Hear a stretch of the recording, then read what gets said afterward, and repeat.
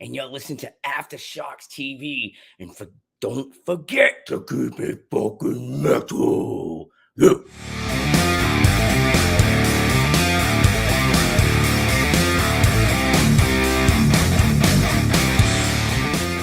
Yep. And you know, and so that leads us actually into what we're going to talk about next, because because the U.S. is not really. I mean, they've been trying to bring festival. They've done a better job here in the States than years previous in terms of bringing some of these sort of European UK style festivals over here to the States. We've got the Aftershock Festival now. Pun intended with the Aftershocks TV here, but Aftershock Festival obviously had here in Sacramento, which it's kind of like that. You've got Metallica's and you've got a lot of your really your deathy type of bands too, mixed with some radio friendly rock and metal bands as well. And it's doing pretty good, but I don't think that's a formula that's going to be a long lasting thing here. Like you've seen these festivals last years and years now over in Europe. That have been going on forever, Donington and, like you said, Wacken and all these festivals. I don't know how long these festivals are going to. It seems like the States has tried this before, and it hasn't really, it hasn't lasted, So one of the things when I think about festivals, one of the festivals that really did a good job lasting for quite some time, that helped also promote newer rock and metal bands, obviously was Ozzfest. Okay. So obviously Ozzfest has been gone though now. That was not, unfortunately what happens is, right, you get these festivals and what usually happens, it's not like these festivals are picking the hottest upcoming bands. No, they're giving these slots to whoever's the highest bidder, right? And that usually comes from that's what Ozzfest really became after a while. You had all these labels just shelling out money to promote their bands to go on Ozzfest on the tour. And that's just not a sustainable, lasting formula, I think, for festivals here, because people here do like their corners. Because I saw that too with Ozzfest.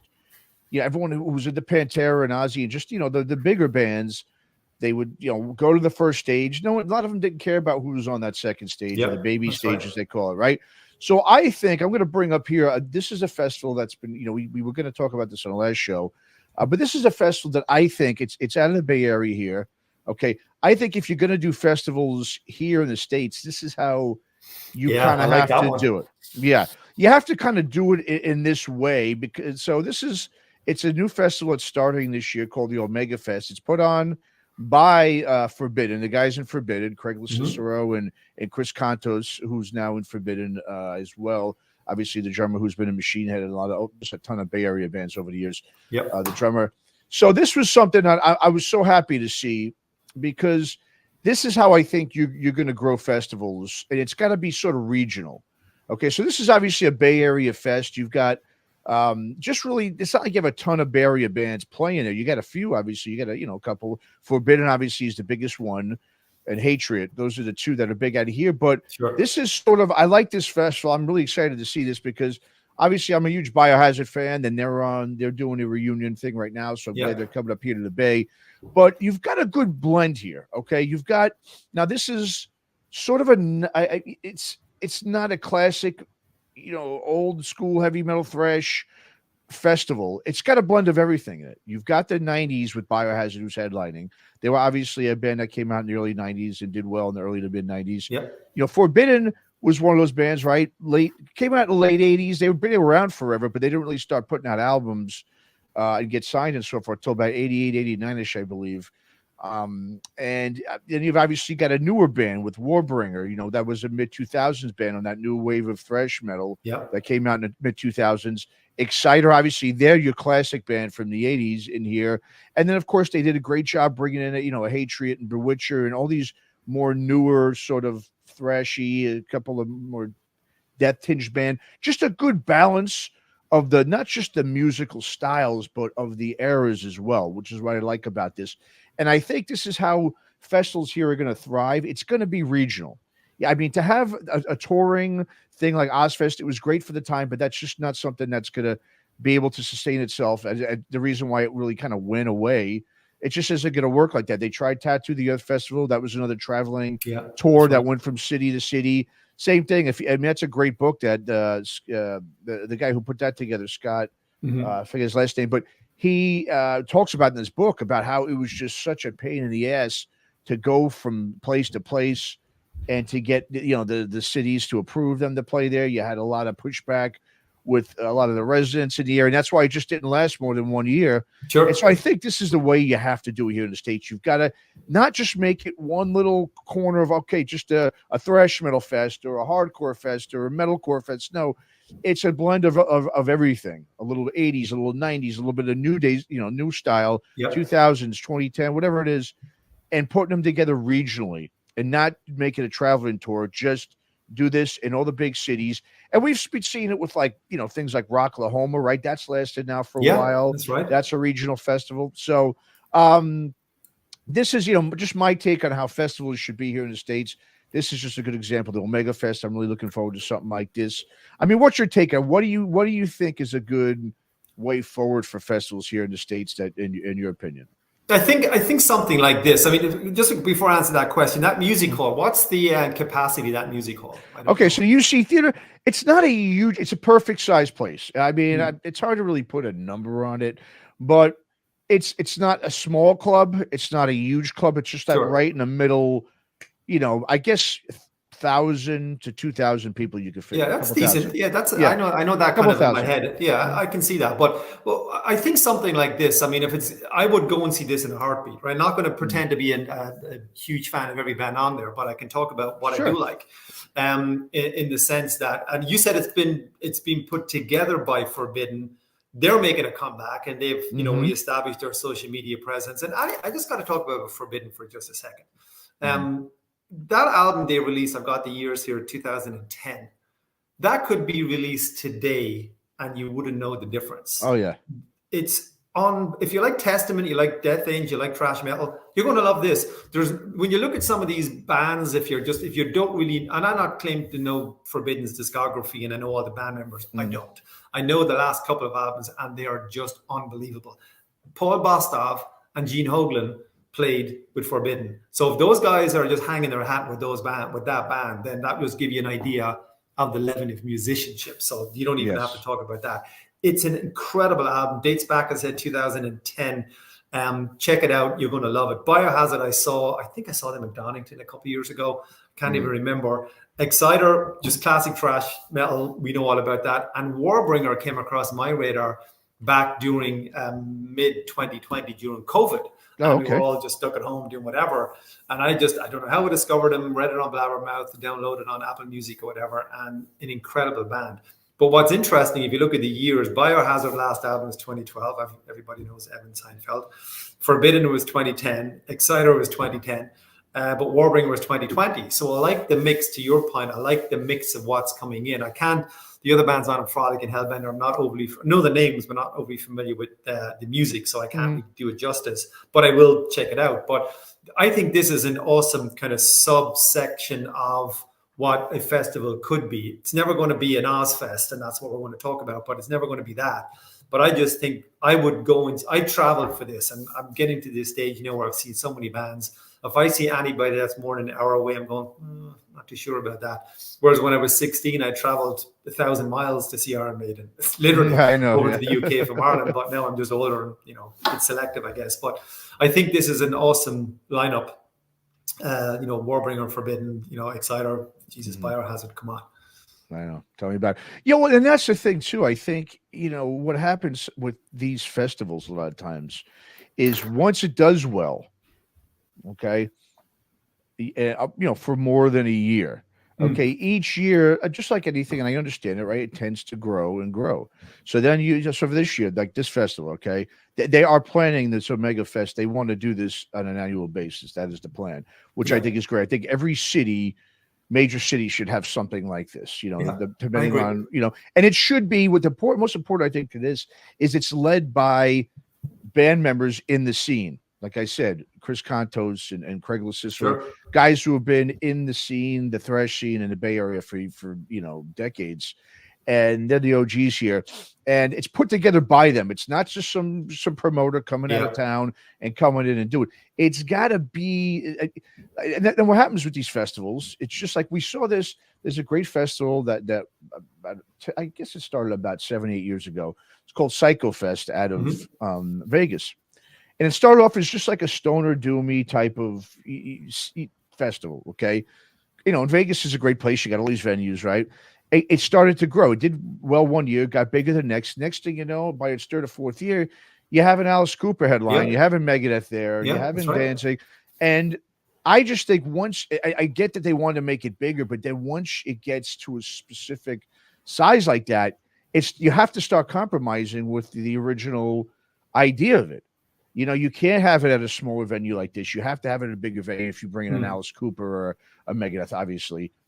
And then it's like we saw with even, I mean, I'm not into that music, but look at there was an indie rock fest that started out years ago, and that was taking place in this little town in the desert in Southern California called Coachella. Now we all know what that came about. Now you got the Kardashians and all them going to it.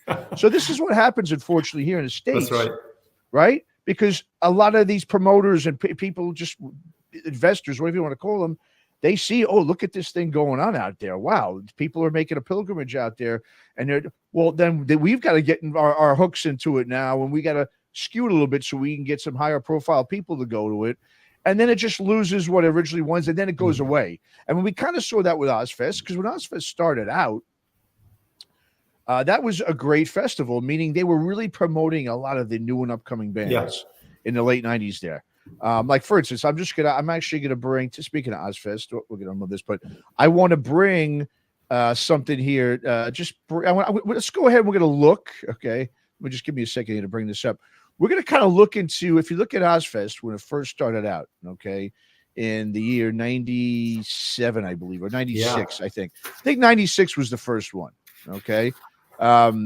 So let's go ahead. We're going to bring this up because I want to just look at the bill here. Now, this was the second year, okay, that Ozzfest was about. Okay, I remember this was a huge year. It was I saw it at what was the time was called Giant Stadium, which is now I believe Metropolitan Stadium in New Jersey, East for New Jersey. Yeah, I mean, you had by the first year, you had a lot of more underground bands. You had your Ozzy, of course, who headlined it. And then the second year, they had it at a big stadium. You had Sabbath, you had Pantera, of course, but then you had a lot of no name bands at the time. You had Cold Chamber and Downset, and Slow Burn and Neurosis, and these were like bands, okay, in the late 90s where you had a lot of the new metal stuff in there. You had a lot of the stoner rock stuff with Slow Burn and Neurosis, which was sort of a doomy, experimental band, and then you had your Drain, STH, and Cold Chamber, again, new metal.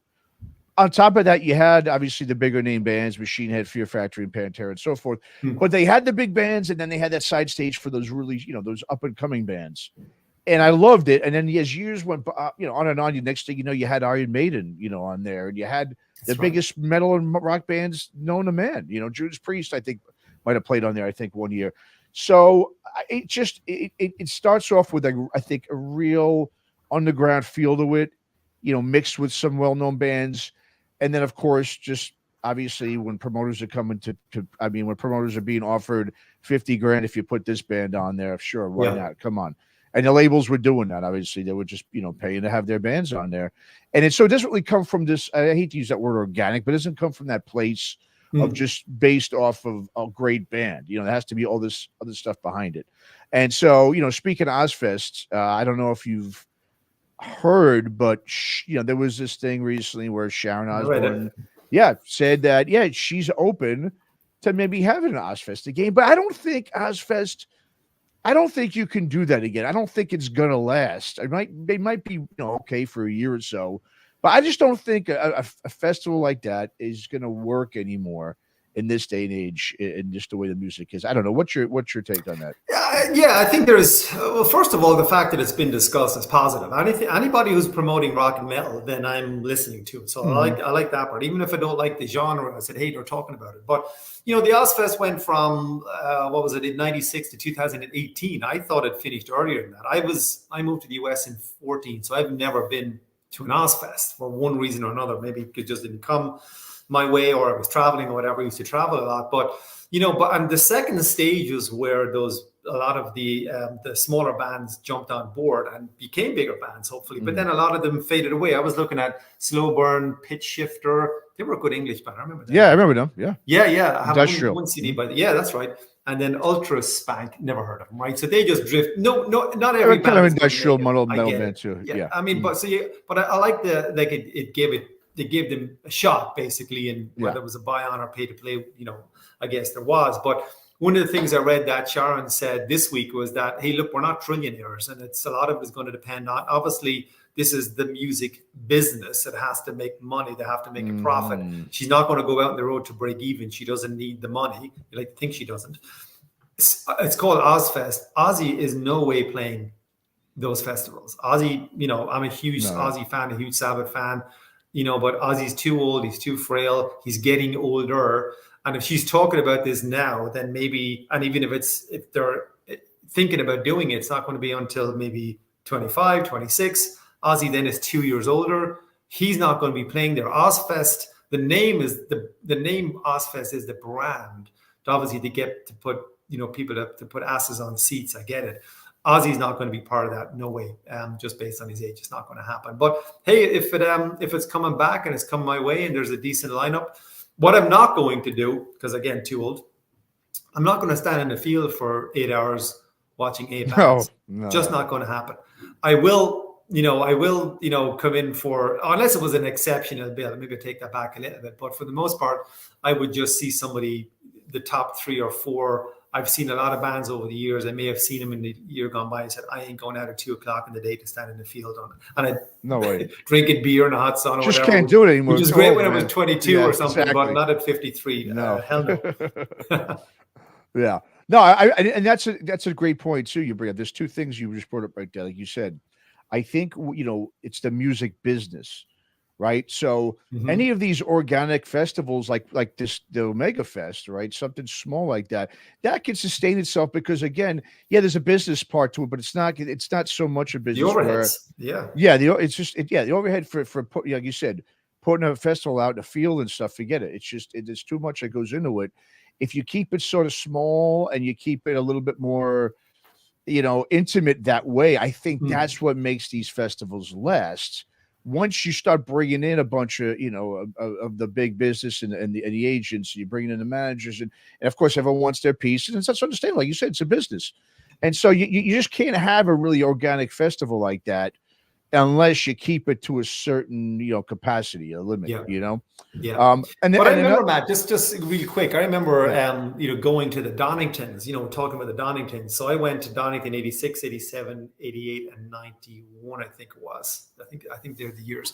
And even back then, I'm just looking at some of the eclectic I've written. Like I went to 87. I was at 87. So Bon Jovi were basically arguably the biggest band in the world. Slippery When Wet was out and they were on that tour. It was Bon Jovi, Dio, Metallica, written down, Anthrax, Wasp, and Cinderella. I mean, wow. There was, I would guess, 70,000 people there. Following year was Maiden, Kiss, David Lee Roth, Megadeth, Guns N' Roses, and Halloween. There was 107,000 people at that. Now, this was Maiden on their Seven Son of a Seven Son tour. So they were arguably the biggest metal band in the world. They were bigger than Metallica in 88 for sure.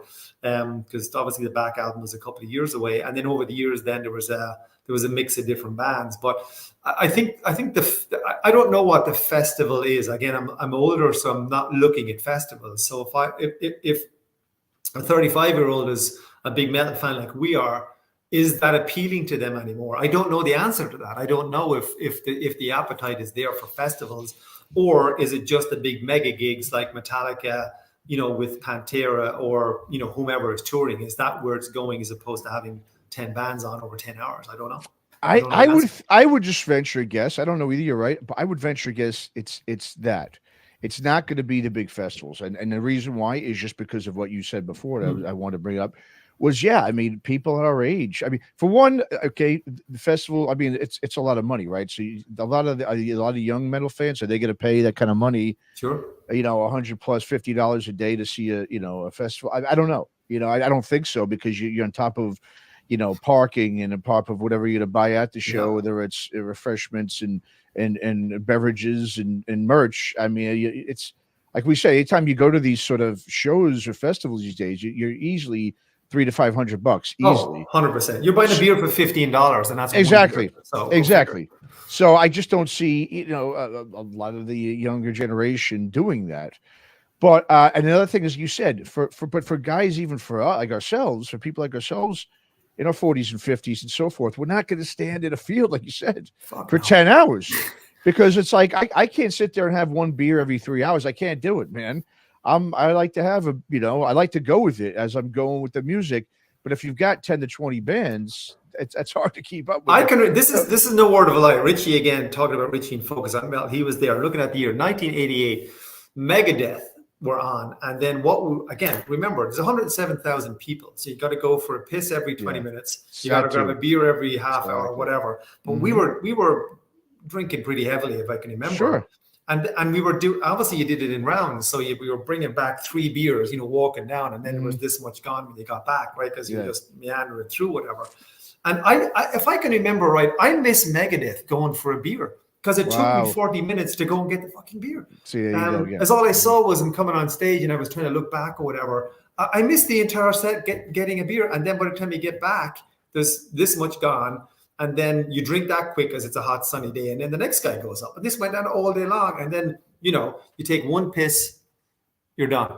Right? Yeah, you're done. And then, so I can't go back. Break that seal, and that's it. Yeah, you don't have every to half hour. I don't. What's more, I don't want to do it. I don't even know if there would be a festival good enough to make me do that.